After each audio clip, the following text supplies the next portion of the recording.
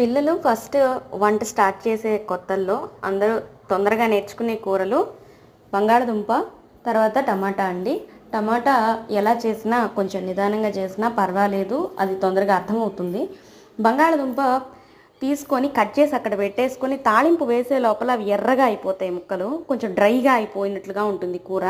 అలా కాకుండా ఫస్ట్ బంగాళదుంపని ఉప్పు నీటిలో కడిగేసుకొని, ఏ కూరగాయ అయినా ఫస్ట్ ఉప్పు నీళ్ళల్లో కడుక్కోండి, బ్యాక్టీరియా ఉంటే పోతుంది.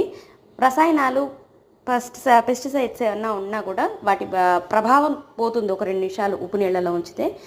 తర్వాత బంగాళదుంపని పీల్ తీసుకుందాము.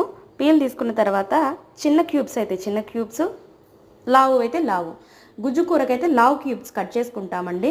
లేదా చిన్న చిన్న తాళింపులు వేసుకునే పని అయితే చిన్న క్యూబ్స్ కట్ చేసుకుంటాము. తర్వాత వీటిని ఉప్పు నీళ్ళల్లో వేసుకొని పెట్టుకుంటే మనం తిరగమాత లోపల కలర్